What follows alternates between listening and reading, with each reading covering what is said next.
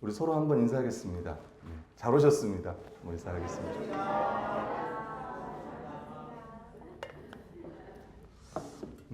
네, 사실 헌신 예배인데 이제 주제를 뭘로 할까 이렇게 고민하다가 지금 이 시대에 또 고난이 많은 것 같아서 이 주제를 좀 하면 좋겠다 이런 생각을 했습니다. 지금 우리가 살고 있는 이 시대가 많이 불안하고 또 불확실하고 또 어떻게 보면 고난의 시대를, 고통의 시대를 저희가 살고 있는 것 같습니다. 국가적으로 보면 최근에 이제 무안 또 공항에서 비행기가 추락해서 또 많은 사람이 죽었고, 또 비상계엄으로 또 많은 정치 갈등이 있었고, 또 여전히 대통령이 탄핵되었지만 여전히 또 시끄러운 상황이고요. 최근에 또 산불로 또 많이 죽기도 했습니다. 우리나라뿐만 아니라 세계적으로 봐도 여전히 우크라이나와 러시아는 전쟁을 계속하고 있고요.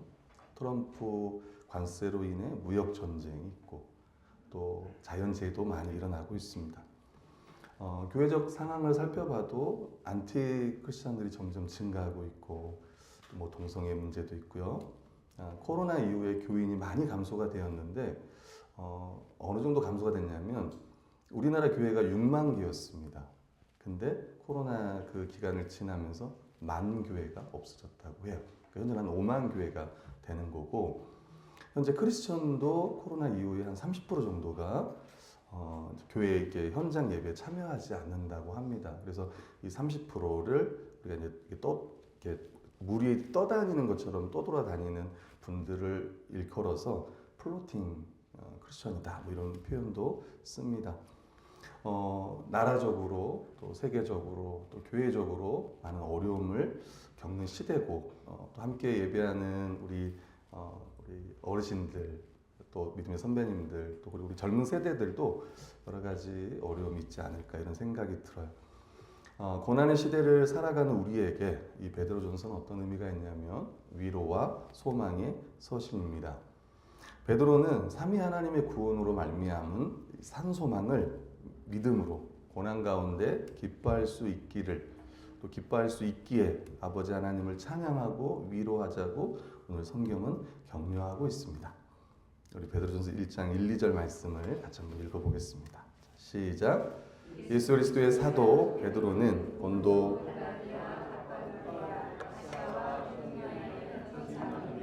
곧 하나님 아버지의 미리 하심을 따라 성령이 거룩하게 하심으로 순종함과 예수 그리스도의 핏부림을 얻기 위하여 택하심을 받은 자들에게 편지하노니 은혜와 평강이 너희에게 더욱 많을지어다.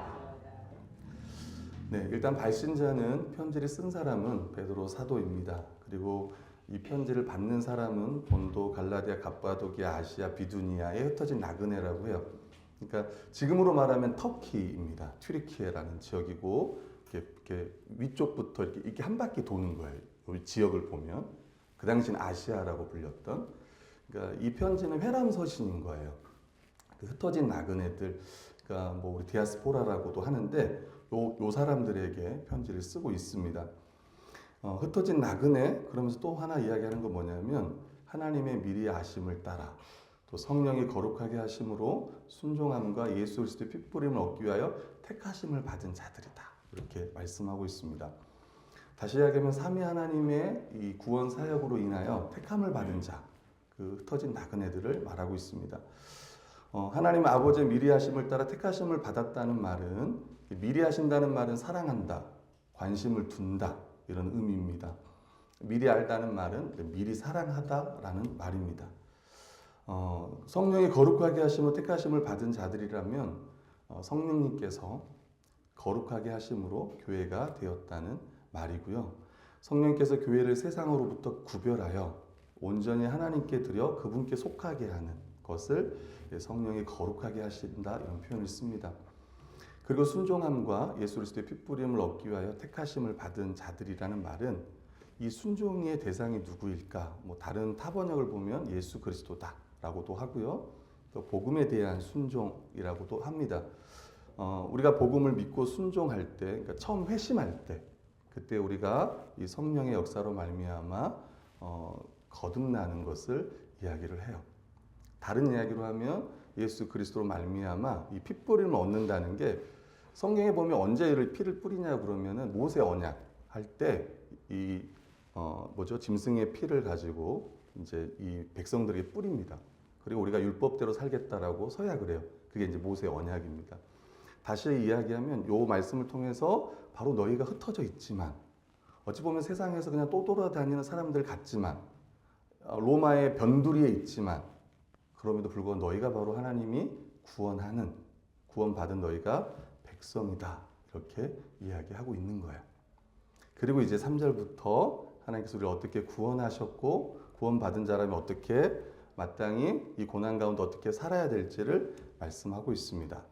우리 한번 3절부터 5절까지 한번 읽어보겠습니다. 읽겠습니다. 시작. 우리 주 예수 그리스도의 아버지 하나님을 찬송하리로다.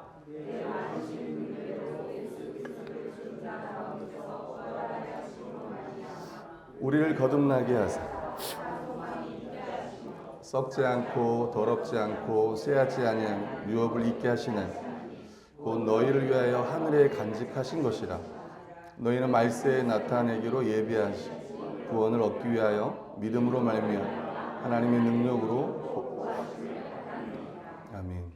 베드로는 3절에 보면 하나님 아버지 우리 주 예수 그리스도의 아버지 하나님을 찬송하자 그러면서 뭐라고 얘기했냐면 그의 많으신 긍휼대로 예수 그리스도를 죽은 자 가운데서 부활하게 하심으로 우리를 거듭나게 하사 산 소망이 있게 하셨다. 이렇게 얘기합니다.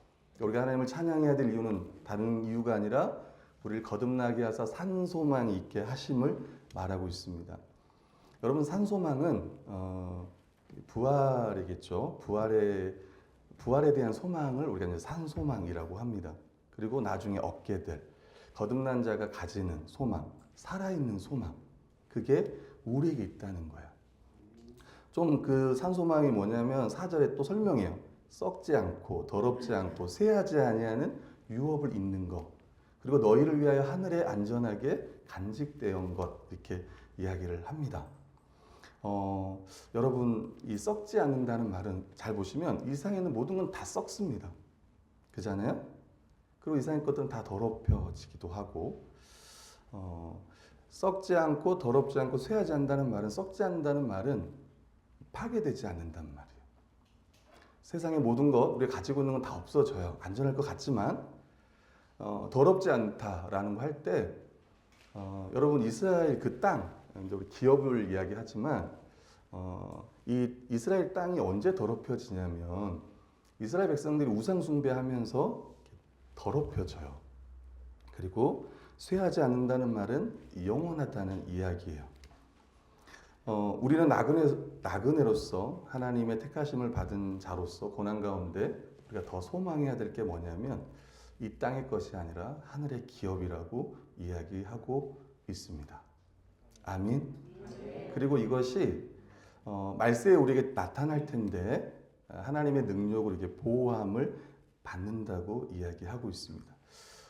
여러분 하나님의 능력은 우리가 많은 시험을 받고 또 많은 고난을 겪게 되겠지만 우리를 넘어지게 하는 자들로부터 우리를 보호하시는 거예요.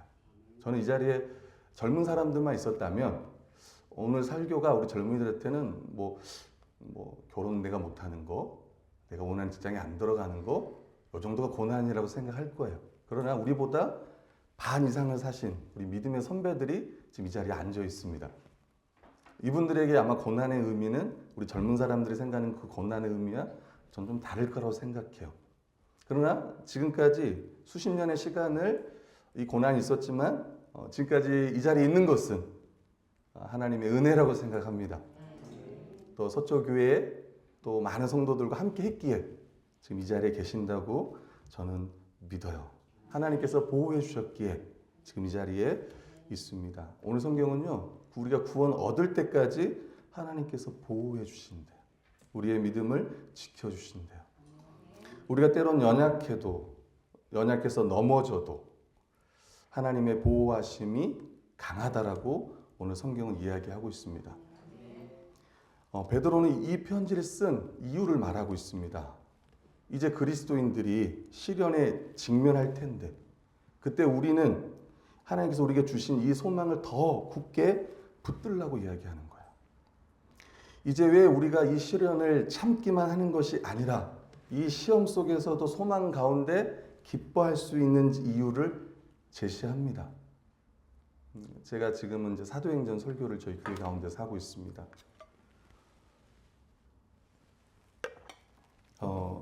사도행전 2장에 보면 이제 교회의 모습들이 나오잖아요.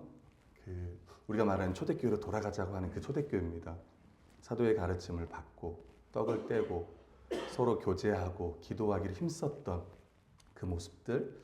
여러분, 초대교회 성도들이 교회 성전에서도 모이고 이제 가정에서도 모여요. 특별히 여기 교구 헌신 예배는 아마 저는 잘은 모르겠습니다. 우리 옛날 이야기하면 집에서 이제 모이잖아요. 우리 식구들이 이렇게 모이는데 그때 가정에서 모이면 실제로 식사를 같이 하잖아요.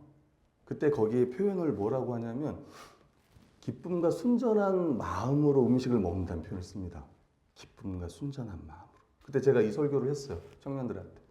그리고 이제 설교 끝나고 설교 나눔을 할 때 무슨 이야기를 하냐면 이랬습니다. 여러분, 우리가 우리 성도들과 밥 먹는 게 뭐 어렵습니까? 그죠? 그냥 한 번 먹을 수 있잖아요. 그죠?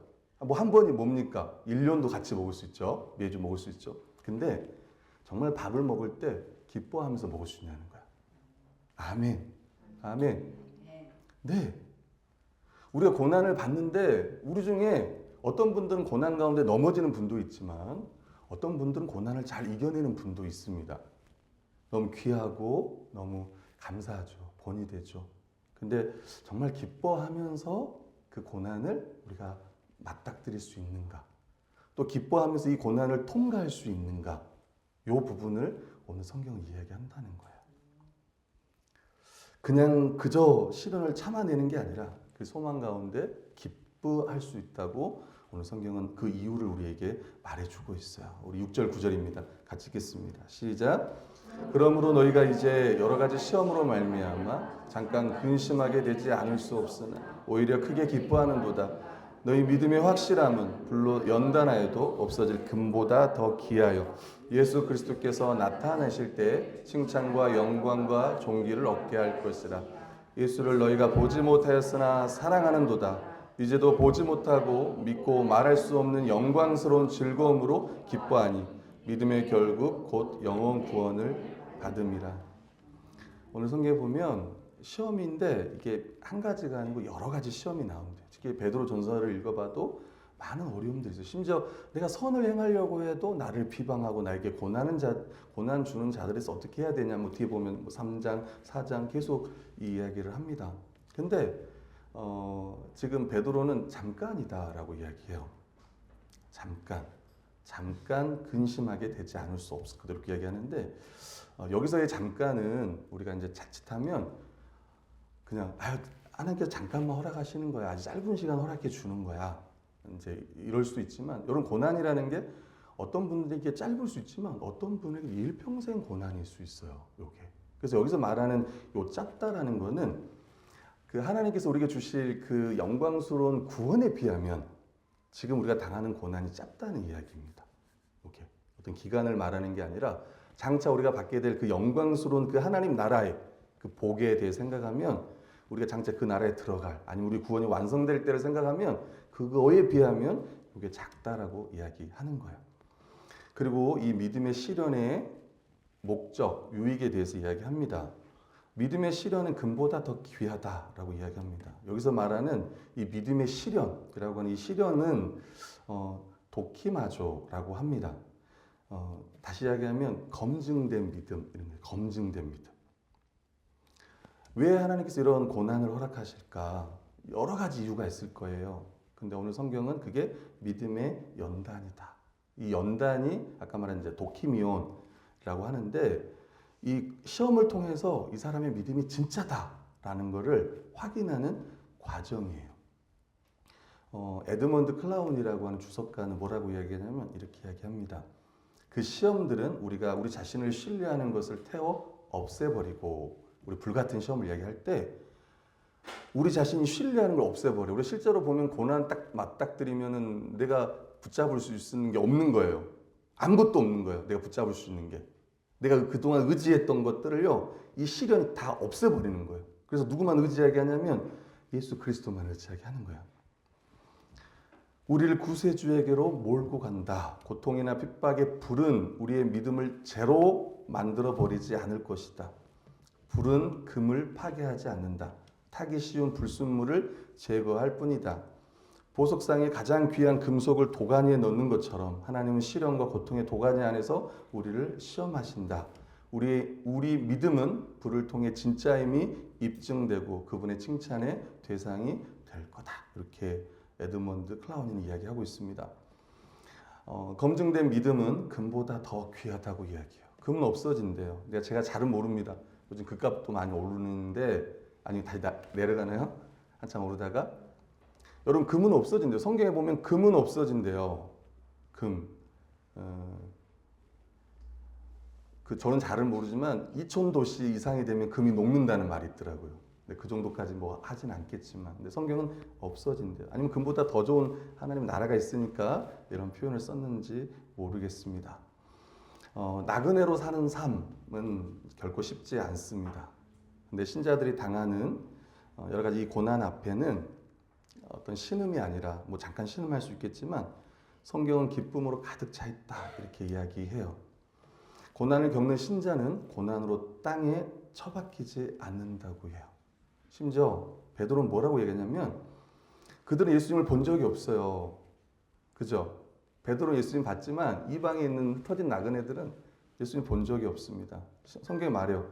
그리스도를 본 적이 없고 지금도 못 보지만 그리스도를 사랑하고 기뻐한다라고 얘기하고 있습니다. 그들의 삶은 현재를 사랑과 기쁨으로 채우고 있다라고 이야기하고 있습니다. 예수 그리스도께서 나타나실 때 우리의 믿음의 금은 그분의 칭찬으로 말미암아 더 빛날 거예요. 혹시 프랑스 다녀오신 분 있습니까? 프랑스에 가면 광야 박물관이라고 있어요. 광야 박물관. 저는 안 가봐서 모르겠는데요. 가보고 싶어요. 네, 가보고 싶습니다. 거기 가면 위그노의 성지라는 곳이 있습니다. 여러분 위그노가 어떤 이제 이 프랑스 그 개신교도들을 위그노라고 해요. 프랑스는 카톨릭이잖아요. 근데 그 당시 이제 언제냐면 한 1685년, 1600년대 이야기를 하는 겁니다. 지금 그때 이제 그 그리스도인들이 마음껏 예배를 못 드리는 거예요. 이제 예배를 드리면 잡혀갑니다. 뭐 세계사를 공부하면 알겠지만 그 루이 14세가 1685년에 낭트 칙령을 철회하면서 그때는 이제 기독교인들이 예배를 드리면 잡아가는 시대예요. 실제 예배를 비밀 예배를 하다가 잡혔어요. 그러면 이 사람들 어떻게 하냐면은 이제 감옥에 들어간 사람도 있겠지만 당시 그 노예 배 있잖아요. 그걸 타게 해요. 노예 배를. 그 배가 이제 갤리선이라는 이제 배입니다. 이 노예들. 그러면 그 예수님 믿는 그 노예들이 그 배 밑에 들어가서 일평생 이거 노질만 하는 거예요. 요거. 그래서 요 사람들을 이제 그 아까 말했던 광야 박물관이라는 프랑스 남부 쪽에 있는 이 광야 박물관에 실제로 이제 그때 노배 모양을요 이렇게 복사해 가지고 전시를 해 놓은 거예요. 그리고 그 전시해 놓은 거기 밑에 이제 글귀가 있습니다. 실제 노예 그 당시 기독교인 프랑스 기독교인 노예들이 썼던 말을 거기에 새겨져 있다고 해요. 그게 무슨 말이냐면 이렇게 표현하고 있습니다. 나를 맨 사슬은 그리스도의 사랑의 사슬이다. 잘 생각해 보세요. 일평생 그 배에서 도망가지 못하도록 사슬로 다 묶어 놓는 거예요. 일평생 거기서 그 배에서 먹고 자고 사는 거예요.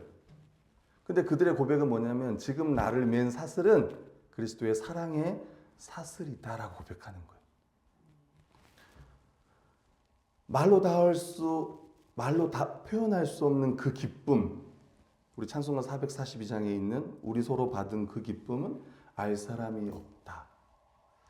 제가 처음에 물었잖아요. 우리가 고난을 견디고 할 수 있지만 또 그것도 필요하지만 어떨 때는 정말 우리의 모든 의지를 다해서 할 필요도 있지만 우리가 정말 기쁨 가운데 우리가 산소망, 하나님께서 우리에게 주시는 그 산소망, 부활의 그 산소망을 가지고 이 고난을 견뎌내며 기뻐할 수 있나?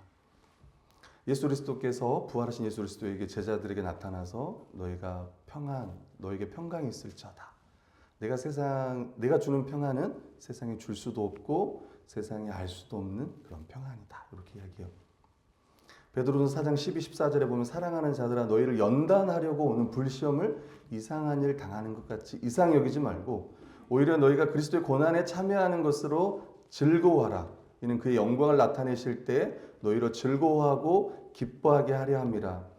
너희가 그리스도의 이름으로 치욕을 당하면 복 있는 자로다. 영광의 영 곧 하나님의 영이 너희 위에 계심이라. 여러분 우리가 고난을 당할 때 이런 생각할 수 있어요. 하나님께서 나를 버리셨나? 주님께서 나를 배반하신 게 아닐까? 이런 생각할 수 있습니다. 근데 성경은 그렇게 말하지 않는 거예요. 오히려 그것은 우리를 위해 고난을 당하신 부활하신 주님과 우리가 교제를 나눈다는 거예요. 그리스도가 고난을 당한 것처럼 우리도 그 고난에 참여하는 거예요.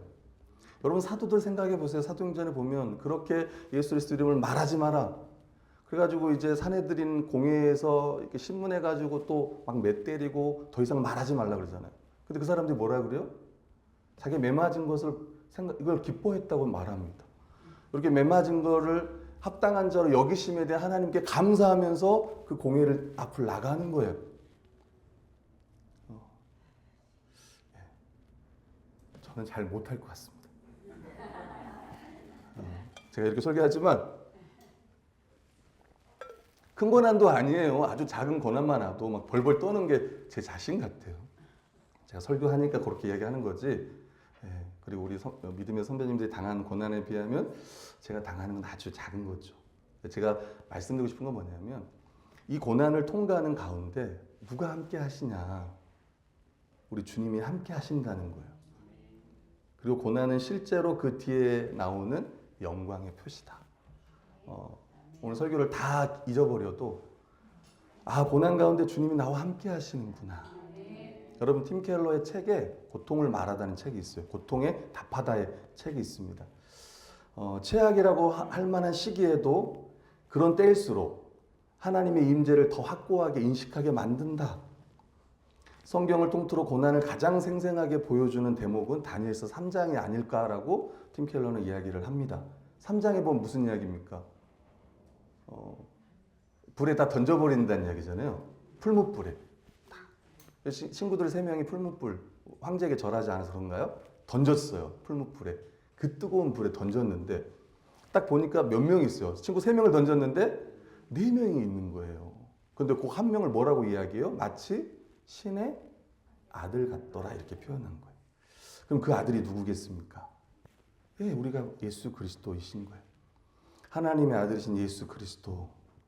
여러분 예수 그리스도가 이 땅 가운데 이 풀물불과 같은 이 땅 가운데 그분이 오신 거예요. 아멘. 불처럼 뜨거운 고통 속으로 예수 그리스도가 뚜벅뚜벅 이 땅 가운데 들어오셨다는 말입니다. 우리의 괴로움을 그 누구보다 다 아시고 사랑으로 우리와 함께 하시는 분이신 거예요. 사랑하는 성도 여러분, 팀 켈러는 말합니다. 우리가 풀무불 속에 있을 때 주님은 친히 그 한복판에 뛰어드셨다. 덕분에 돌이켜 우리가 그분을 바라보면서 우리도 검불처럼 소진되는 게 아니라 크고 고운 인간으로 빚어지리라는 사실을 온 마음으로 깨닫게 된다. 여러분, 우리가 염려를 이겨내고 이 두려움을 처리하는 이런 문제들, 우리가 바깥에 나가서 책을 보면 다 이렇게 이야기합니다. 부정적인 생각은 아예 떠올리지도 마라. 그러면서 우리의 생각을 통제하라고 말하는 게 세상의 방식이에요. 당연히 도움이 돼요. 부정적인 생각을 쫓아내버리라는 게. 근데 이걸 내버린다고 해서 안 돌아옵니까? 이 부정적인 생각이 안 돌아요? 진돗개도 다시 돌아오는데 안 돌아와요, 이게? 돌아옵니다. 그래서 이 하나님의 평강이라는 것은 내 안에 어떤 부정적인 생각의 부재가 아니라 그게 아예 없는 게 아니라 없애버리는 게 아니라 반대로 하나님의 그 임재라는 거예요. 하나님의 평강은 다른 데서 오는 게 아니에요. 정말 주님이 나와 함께 하신다. 거기서 오는 겁니다. 다 날려버려. 안 좋은 생각도 다 날려버려. 그게 아니라 이런 상황 가운데 주님이 정말 나와 함께 하신다. 그래서 평강의 하나님이 너희와 함께 계시리라. 우리는 이 말씀을 믿고 특히 고난 가운데서 그거를 우리는 더 믿어야 되는 거예요. 고난당한 가운데 있는 성도가 있다면 한번 그렇게 말씀해 주세요. 주님이 함께 하십니다. 그리고 주님이 이 땅 가운데 오셨습니다. 우리를 구원하기 위해서. 그리고 지금 그 주님 우리와 함께 하시고 뿐만 아니라 우리를 영광스러운 구원으로 우리를 이끌어 갈 겁니다. 여러분 10절부터 12절은 다른 이야기가 아니라 우리의 구원을 이미 구약부터 구약 선지자들이 계속 연구를 했고 성령께서 이제 이 신약의 시대에 천사들도 보기 원했던 살피기 원했던 그 새 언약의 그 실체가 바로 너희한테 드러났다. 그래서 우리가 이 구원 받은 것이 얼마나 큰 특권이냐 복이냐 이렇게 이야기하는 거예요.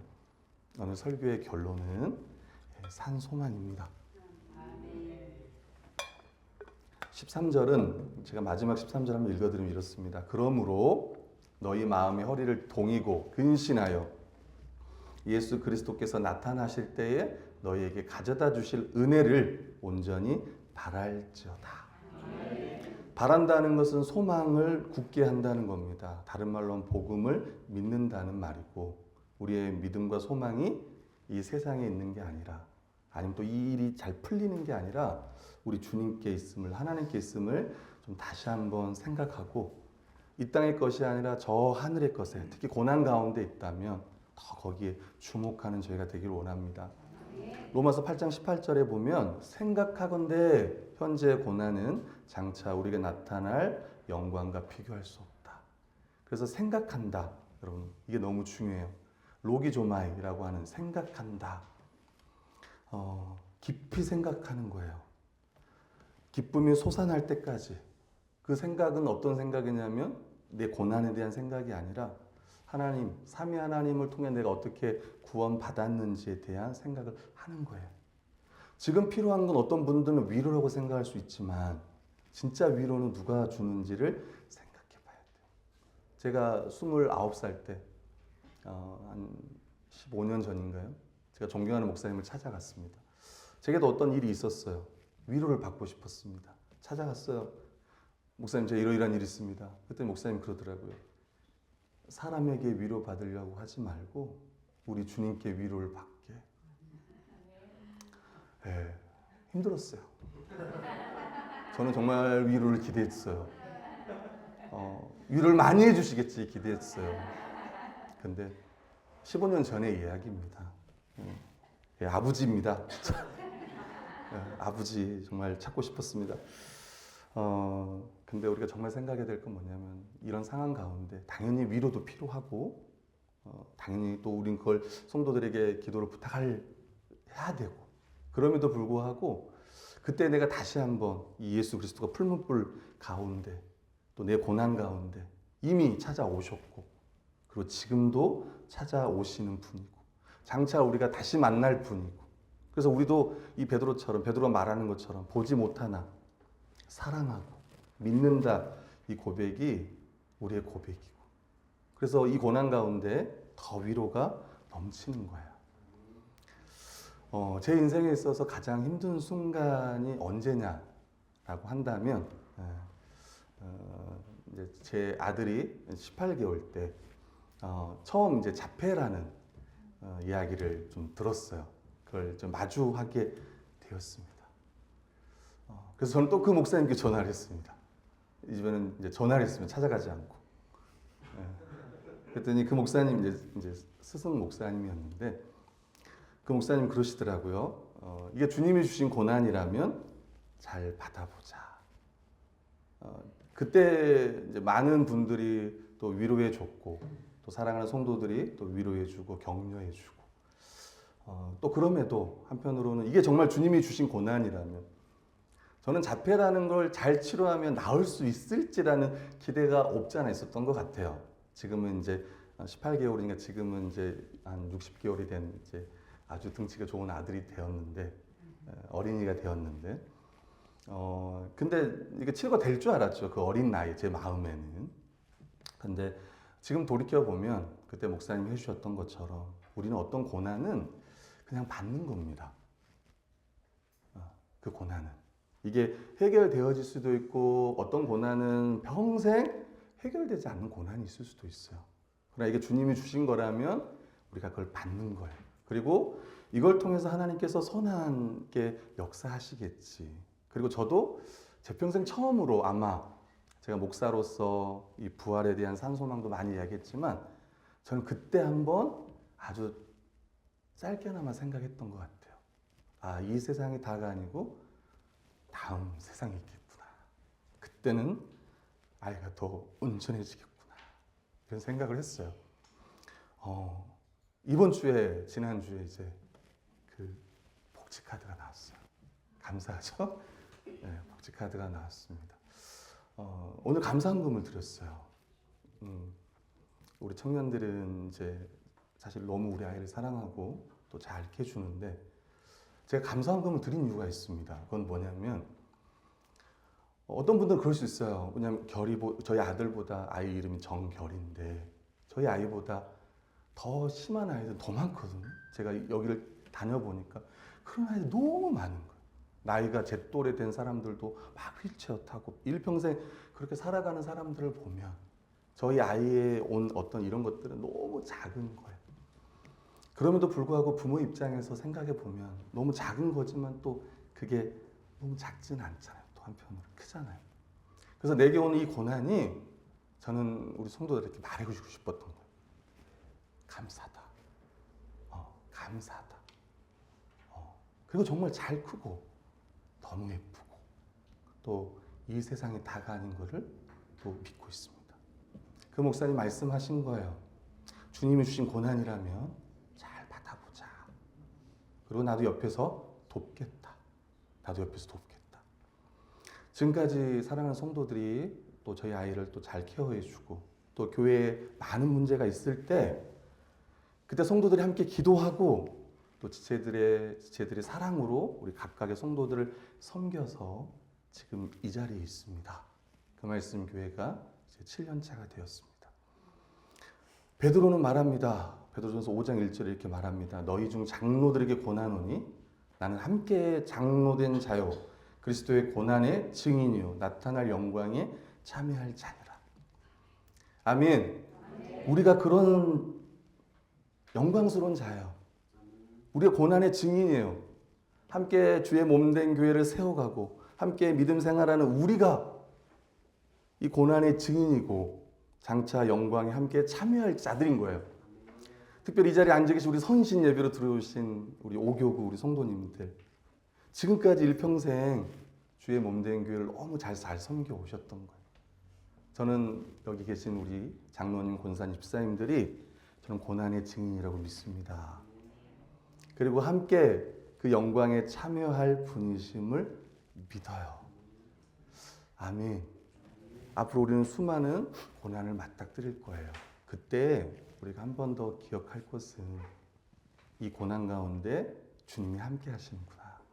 그리고 내 눈을 돌려보면 내 사랑하는 지체들이 교회가 여러분과 함께 할 거예요.